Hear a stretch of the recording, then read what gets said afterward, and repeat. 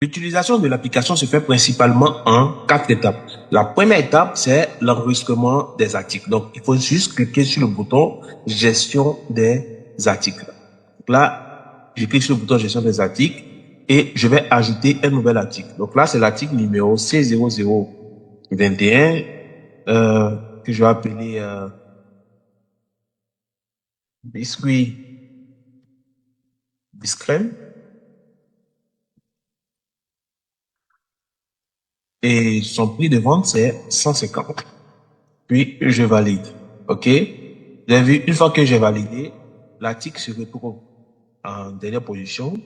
On a en entrée 0, en sortie 0. Le stock restant, il est aussi de 0. La vente est pour l'instant impossible. Le prix de vente, il est de 150. Donc, toutes les informations concernant l'article s'affichent juste en bas. Ensuite, je ferme. Alors, une fois que je viens de créer l'article là, on vient de créer l'article. On va maintenant approvisionner l'article. On va effectuer un achat. Donc là, je vais sur le bouton approvisionnement. Je clique sur ajouter et je vais aller choisir l'article concerné. Je clique sur le choix de l'article. Je recherche. Je peux rechercher directement par le livret. Donc, biscuit. Vous avez vu, ça fait le filtre. Je choisis, je valide. Les informations concernant l'article s'affichent. Et puisque c'est un achat, ce n'est pas une vente, alors qu'on a renseigné préalablement le prix de vente, mais pas le prix d'achat, j'ai acheté l'article à 100 francs et je me suis approvisionné d'une quantité de 100. OK? Donc, si vous avez des cartons, si vous êtes approvisionné un carton d'articles, un carton de biscuits, vous regardez, chaque carton contient combien de biscuits, et puis vous mentionnez le nombre. Maintenant, si ce sont les cartons que vous vendez, vous mentionnez le nombre de cartons. Mais ici, puisque ce sont les biscuits de façon unique qu'on vend, donc on va dire la quantité, c'est 100 qui proviennent de peut-être 3, 4 cartons, ainsi de suite. Donc, tout ça m'a coûté un montant de 10 000 francs. Je choisis mon fournisseur.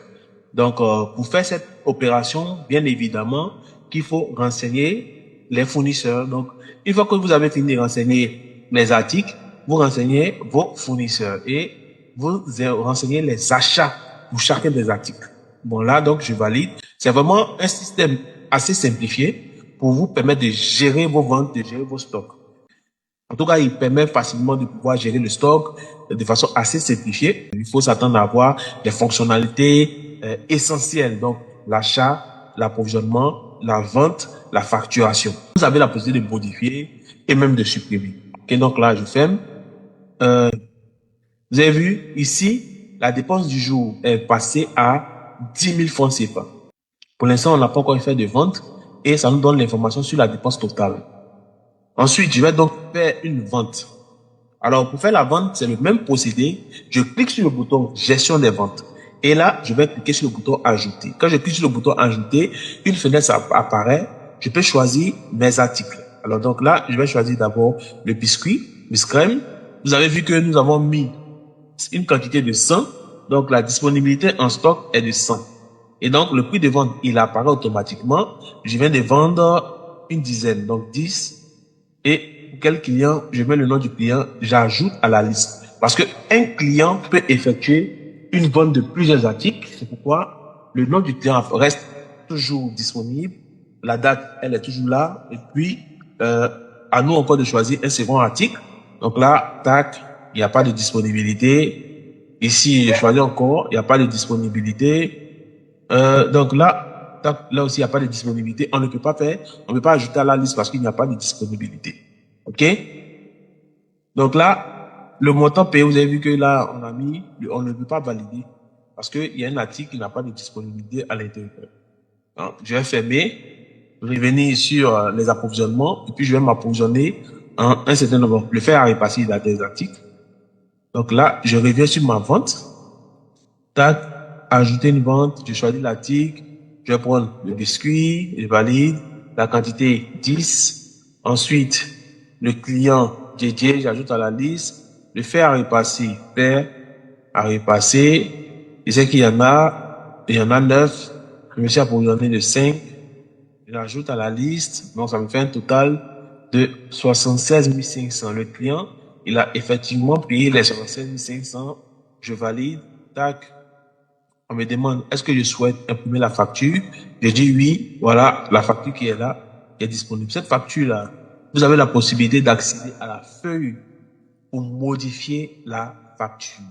et mettre les informations de votre entreprise, votre logo, et ainsi de suite. OK? Donc, là, on apparaît directement dans la liste des factures. On peut toujours imprimer les factures et revenir à notre page. Et vous voyez, chiffre d'affaires du jour sont 16 500 francs. Et le chiffre d'affaires global est de 366 500 francs CFA. Les produits en stock, ils ont une valeur de stock de 123 500 francs. Donc, si on fait la somme des 123 500 plus des 366 500 moins la dépense totale, on a un bénéfice estimé de 120 000 francs CFA. C'est ce qu'il faut comprendre à ce niveau.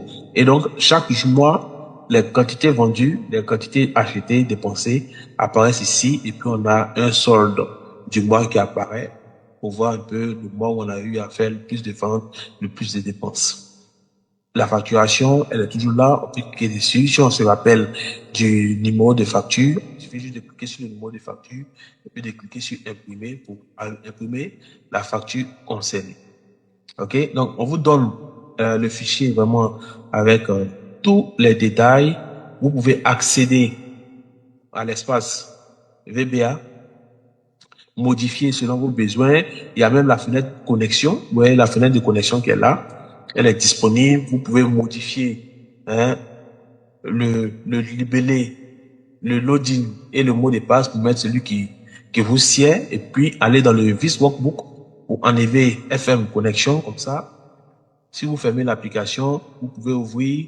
Vous allez voir que la fenêtre de connexion va apparaître automatiquement et on va demander à ce que la personne se connecte avant que ça ne se ferme. Donc, pour l'instant, c'est pas mon cas. Donc, je vais fermer ici. En fait, vous avez accès à tout ça. Vous avez accès aux feuilles de facture, comme je l'ai dit tantôt, affichées. Je viens ici.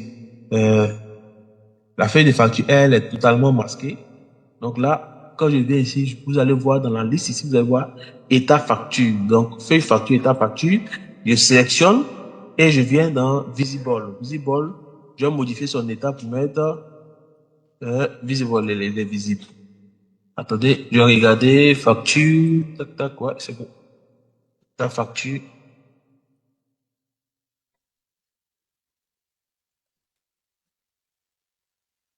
Donc, état facture, ok.